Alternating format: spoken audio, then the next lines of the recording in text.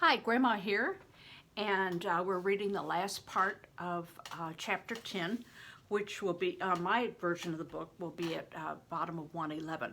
We still have about 6 or 7 pages left to go. So what do you think is going to happen in those 6 or 7 pages? Well, maybe to help figure it out, let's talk about what has happened before now. Robin has successfully reached out to Sir Hugh, one of the neighbors, who helped free the residents of Lindsay Castle from the Welsh who had taken the village and cut off all their supplies. And so now they are free again, and the Welsh have gone back to their country.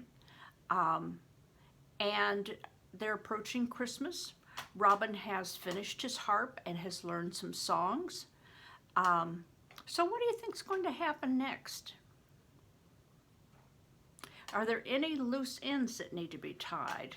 Is there any mystery that hasn't been solved? Well, let's read and find out. One day before the feast of Thomas the Apostle and after the feast of St. Lucy, the 13th of December, Robin was with Sir Peter in the armory.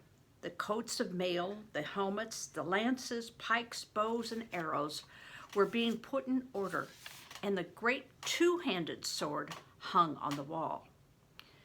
"See you here," said Sir Peter. "This is where the blow struck my helmet. There is a dent as large as a basin." He rubbed his head where the helmet had been thrust in. Robin ran his fingers around the ugly cavity, imagining how it would be to be struck with a mace. He was thinking of his father and wondering whether he too had been wounded. "Will the Scottish wars have ended, think you?" he asked. "I have no word directly," answered Sir Peter. "There have been rumors about that troops of returning soldiers had been seen. Some were going southward along the high road. John Go-in-the-Wind might tell us if he were here, but he's not been nigh the castle for weeks. I dare say he is busy building shelter for his new flocks and gathering wood for the winter that his mother may be warm." Robin said no more, but after that he went often to the top of the keep to scan the countryside for signs of horsemen. And here's a picture of him at the top of the keep looking out. So what horseman do you think he's waiting for, that he's looking for? Well, let's keep reading. Sometimes he would see nothing for fog or rain. Sometimes the air was crisp and clear and he could see far beyond the hills. Once a cloud of dust on the road moving toward the town kept him excited for an hour. But it proved to be only a flock of sheep being driven to the market. Once a company of lancers appeared, but they turned southward. On the afternoon, on the eve of Christmas, Robin was at his post on top of the keep with Adam Bowyer, who was on watch. It began to snow. Robin watched while the silent whiteness covered the hills and roofs of the town. Far, far below, he could see a hawking party.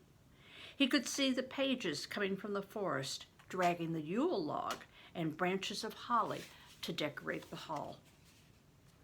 Suddenly, Adam Bowyer cried, "Look! Look yonder!" He pointed east where the road led into the high road and to the town gate. Robin left the north side of the tower and joined Adam, looking toward where he pointed. The snow dimmed what he saw, but it was clear enough. A company of knights and men-at-arms rode toward the castle. At the head rode the king, for only he wore the royal colors and the royal quarterings on the banners. At his side rode one who sat his horse only as Robin's father did.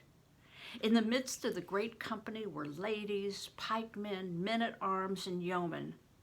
That must be the queen. Was it the Lady Maud there beside her in the center? It must be. Robin burst into cheer. It is true! It is true!" he shouted.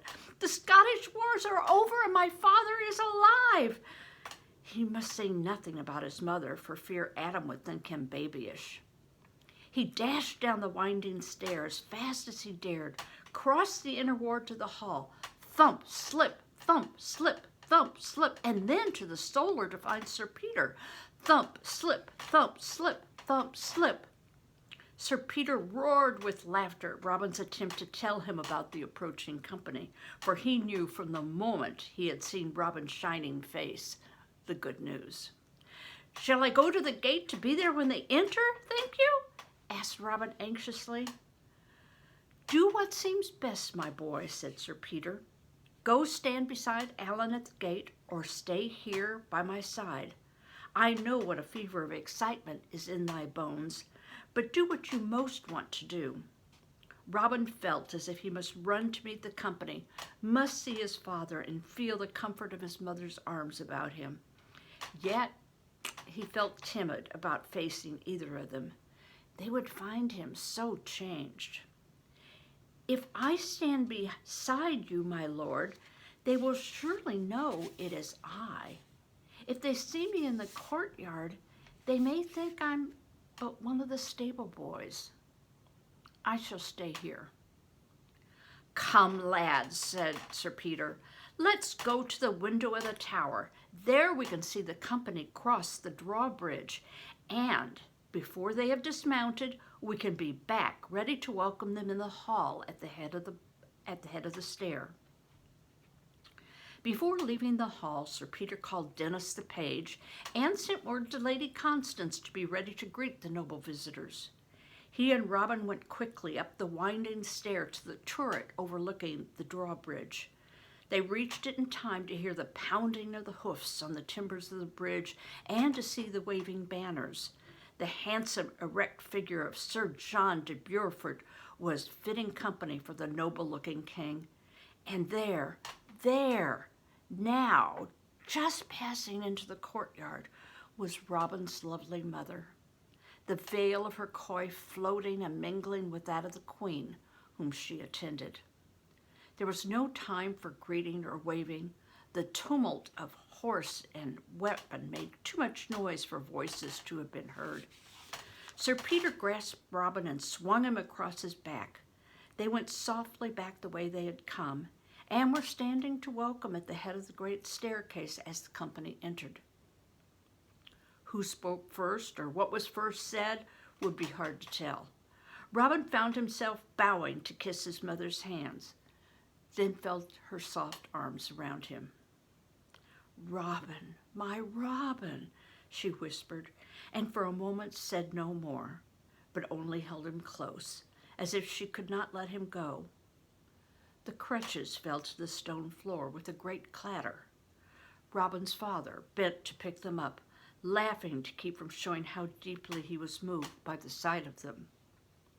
"He is my son, too," he said, gently tugging at Mother's close enfolding arms and holding Robin at arm's length to look into his face. "You are grown," he said. "Your eyes no longer outrace your chin as do a child's. You've now the look of a youth." Sir John embraced his son warmly. Nothing was said of crutches, or of misshapen legs, or of ill fortune, or of good. Sir Peter spoke. "Shall we not allow our guests to retire?" "Yes," agreed the king. "Later we shall hear news of the war's ending and how all have fared this long year. Let us go our several ways and meet again in the hall, for we are spent with weariness and soiled with travel." With another touch of his mother's hand, Robin left the company and went to find Brother Luke and to make himself ready for the audience. There never was such merrymaking as took place in the hall that Christmas Eve. Such ballads sung, such tales told.